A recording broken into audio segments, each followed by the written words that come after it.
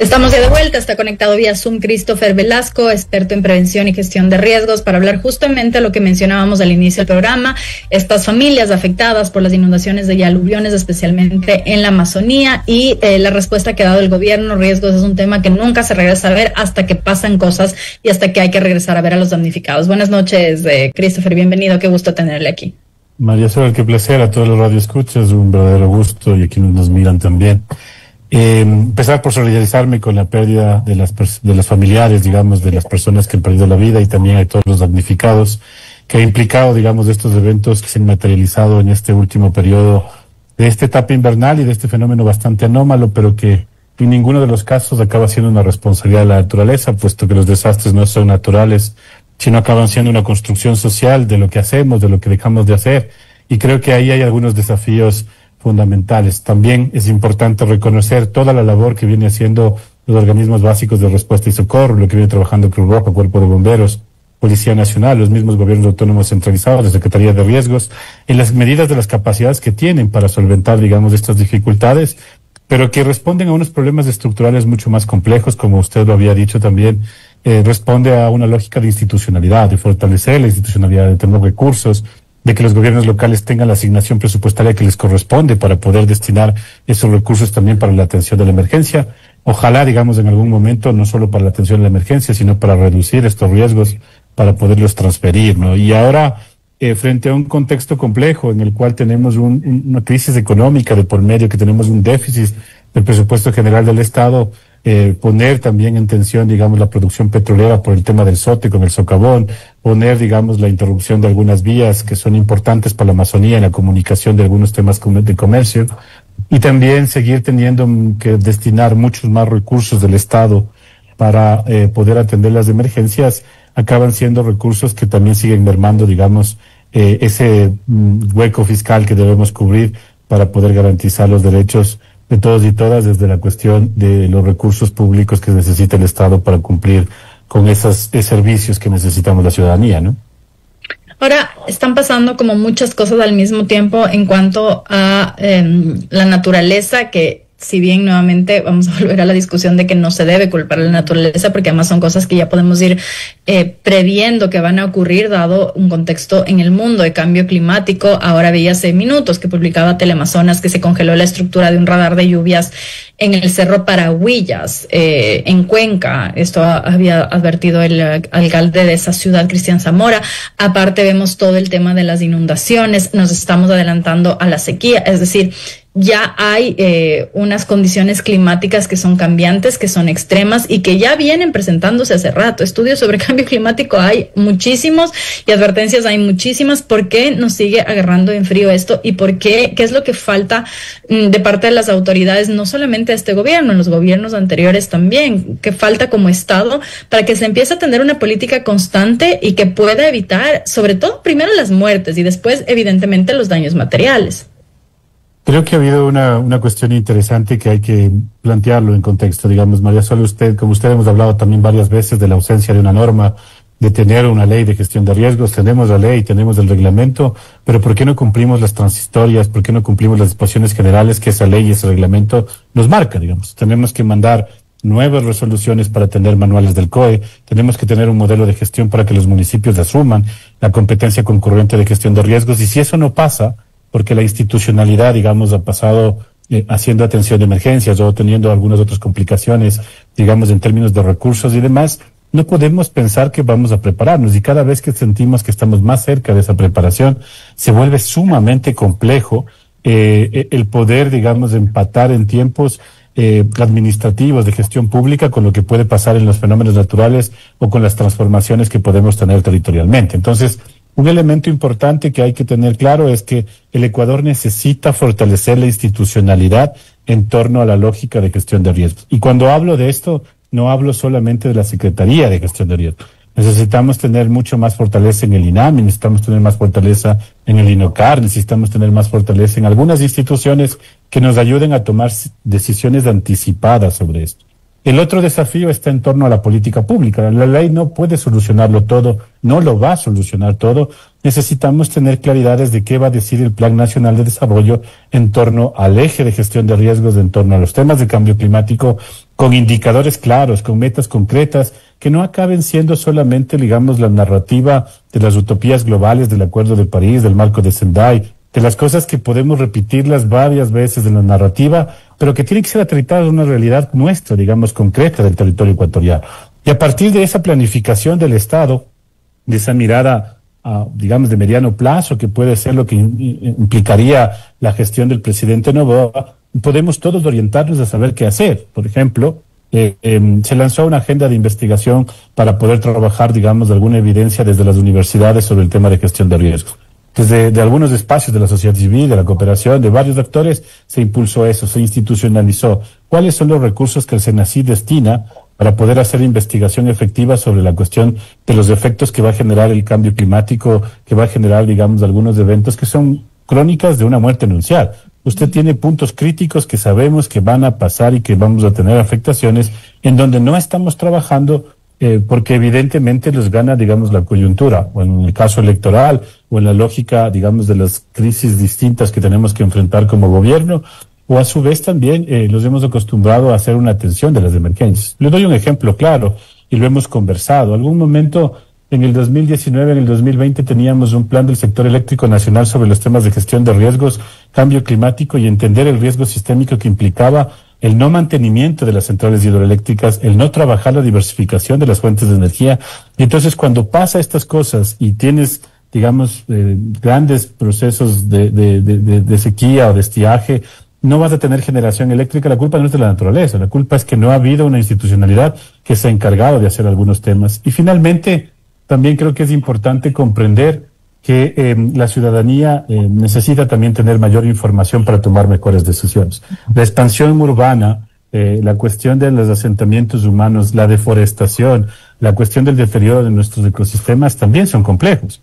Y esto, Sol, por darle un ejemplo, zonas como Yuriquí, por ejemplo, que son una bomba de tiempo, como la misma lógica de Moyeturo, que siempre permanentemente está en peligro, pueden darnos efectos como los de Lausí, como los de Chunchi. Usted puede ver municipios como el de Celica, toda la parte alta del Oro, digamos, tiene unas complicaciones de Loja, y unas complicaciones enormes. Hoy mismo estoy en el Austro, hay, digamos, algunos lugares donde tenemos algunas afectaciones importantes porque el nivel freático es muy alto, son lluvias intensas en periodos cortos. Hoy tenemos heladas, temperaturas bajo de lo normal en algunos territorios y eso afecta la productividad. Entonces, todos estos elementos que estamos mencionando no tienen que estar vistos solo para la entrega de asistencia humanitaria, para cuántas personas van al albergue, para cuántas personas vamos a poder, digamos, evacuar, sino tiene que estar visto en un enclave de desarrollo en el cual necesariamente debemos saber dónde salen los recursos, cómo van a ser destinados esos recursos, quién va a gestionar sobre el marco de sus competencias, y necesitamos que se cumplan algunos mínimos que les he mencionado, digamos, en términos institucionales, en términos de política pública principalmente, ¿no? Ahora también hay como toda esta institucionalidad alrededor del mundo. El dictamen reciente de la Corte Interamericana que hace parte de esta opinión consultiva que se pidió desde Chile y Colombia sobre las obligaciones de los estados justamente frente a la emergencia climática y que ya se pronuncia por primera vez con este derecho a un clima sano. Queda como este marco un poco más amplio y lo reconoce de una forma distinta porque a veces, y esto también lo hemos hablado en varias ocasiones, esta idea de que el cambio climático es algo lejano, es algo que no nos toque, cuando en realidad no se ve que el cambio climático justamente es que haya estas heladas extremas en donde no se esperaba eso, o que en esta época del año haya desbordamientos de ríos y cada vez esto se agudice más. Con este marco internacional que ya debería llamarnos a una alerta a los países y a los estados como tal, y que sin embargo parece que todavía no, da la impresión que lo que falta, ya no se puede hablar solamente de conocimiento, y entiendo también que el tema de la burocracia lejana, que nuevamente parece como estos objetivos de desarrollo muy lejanos a la vida, pero da la impresión de que no es un tema que genera además réditos políticos inmediatos, porque finalmente planificar no suena sexy, ni suena atractivo, ni suena ganador de elecciones. Entonces, bajo esa lógica, ¿qué es lo que falta? Definitivamente, ustedes han mencionado algunos elementos que siguen sonando como muy lejanos, que la institucionalidad, que no sé qué. Es que la decisión de un gobierno es decir, bueno, vamos a empezar por aquí para hacer esto y poner 1, 2 objetivos por lo menos globales que no van a ser probablemente los que se vean en ese mismo periodo, sino se vayan viendo conforme pase el tiempo. ¿Eso sería lo deseable? Yo creo que solo usted ha marcado una cosa importantísima, digamos. Bien es cierto la cuestión del pronunciamiento de la Corte Interamericana nos plantea ese derecho a un clima sano, digamos. Pero nosotros como Constitución tenemos un derecho a la naturaleza. Es que el problema está en el modelo de desarrollo. Por un lado, no podemos hablar de tener una NDC que va a reducir las emisiones de dióxido de carbono, y por el otro lado estamos hablando de hablar del catastro minero para hacer un extractivismo a gran escala, y por el otro lado estamos hablando de concesionar los sistemas de áreas protegidas, y por el otro lado estamos conversando, digamos, de cómo hacemos que sea posible esta lógica de mayor extracción de recursos naturales en algunas zonas que tenemos, por ejemplo, cuerpos de agua importantes. Entonces, lo que quiero decir es, si es que el modelo de desarrollo no está claro, si es que la lógica de la orientación de lo que queremos hacer desde el Estado, desde el acuerdo de este pacto social necesario en el Ecuador para poder saber por dónde vamos a ir, lo que nos pasa es que nos quedamos en algunos elementos bastante sexys ahí sí, porque hablamos de la cuestión de la electromovilidad, cuando no tenemos la capacidad de diversificar las fuentes energéticas para tener un sustento en las necesidades más básicas de la población y de la industria igual. Estamos hablando, por ejemplo, de que estamos reduciendo la huella de carbono en la lógica de emisiones cuando no hemos resuelto el tema de gestión de residuos sólidos de los gobiernos autónomos descentralizados. Estamos hablando de que queremos hacer planes de adaptación al cambio climático y grandes campañas de reciclaje cuando no hemos acabado de romper la brecha sobre la cuestión de abastecimiento de agua potable y saneamiento, y cuando contaminamos un montón de ríos. Entonces, si les sigo hablando de todos estos factores que cotidianamente pasan en las acciones del territorio, es difícil que podamos cumplir con estas utopías más globales y con estas decisiones que además acaban siendo simplemente una acción responsable de algunas instancias en decir que el calentamiento global es una realidad, que la cuestión de los eventos climáticos que estamos teniendo van a exacerbarnos mucho más. Recién en Más Sol estamos pensando en lo que va a ser el verano, en lo que potencialmente podrían ser los incendios forestales, que pueden ser tan destructivos como las del 2024. Y entonces estábamos con toda la institucionalidad ahí, y te das cuenta de que el clima cambió y que ya no es por ahí, que ya esta lógica de entrar a julio, que era casi el verano, digamos, en algunas zonas que íbamos a tener, digamos, otro tipo de comportamiento, no ha pasado, y tenemos ahora estas precipitaciones que responden a otros fenómenos nuevos, que necesitamos tener mucha mayor capacidad de monitorearlo, sí, pero también de ser claros sobre qué queremos trabajar. Entonces, aquí el punto de partida es dónde queremos situar el accionar del Estado, el accionar del sector privado, el accionar de la sociedad en su conjunto, digamos, y de la academia también, porque si no parecería que nos hemos vuelto monotemáticos de repetir el marco de Sendai, el acuerdo de París, el plan no sé qué, y vamos haciendo, digamos, desde algunos fondos de la cooperación pequeñas cosas demostrativas que son pilotos, que luego esperamos que se escalen y que al final no logran pasar porque tenemos un montón de necesidades. Tenemos 7 millones de ecuatorianos que viven con menos de $3 día. Entonces, evidentemente, ¿cómo pido a la gente comenzar a pensar sobre las situaciones de clima cuando las más básicas de los derechos más sustantivos de la población no son dados respuesta, digamos? Entonces es mucho más complejo pensar en una respuesta así como tácita, concreta, práctica, que no acabe teniendo este vuelo, digamos, hacia la lógica de la política pública y del accionar del Estado, porque esos son los resultados que tenemos. Y yo le menciono una cosa concreta. ¿Cuánto del presupuesto general del Estado se destina para la cuestión de la Secretaría Nacional de Gestión de Riesgo como ente rector de la cuestión?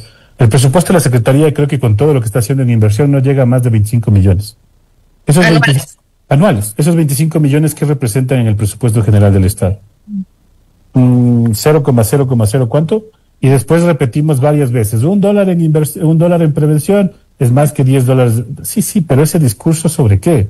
O sea, no tenemos clasificadores presupuestarios claros para saber cómo invertimos en el tema de riesgo. Estamos otorgando a los municipios y a los gobiernos provinciales competencias que son del desconcentrado, no del descentralizado. O sea, no podemos pedirle que todas las cosas, los kits compre el municipio, la cuestión del levantamiento de información de las afectaciones la del municipio.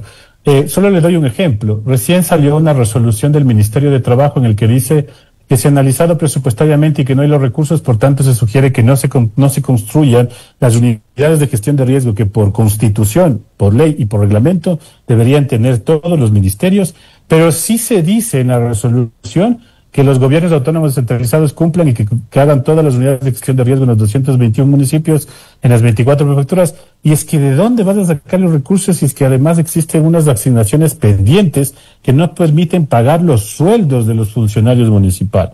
Entonces no es cuestión de criticar a la lógica del quehacer del gobierno y decir que es responsable de todo lo que ha pasado. Es sentarnos con claridad y de manera responsable a decir a la ciudadanía, a decir a los diferentes actores, cuál es el punto de partida en el que vamos a comenzar a cambiar las cosas. ¿Cómo funciona el fondo de emergencia?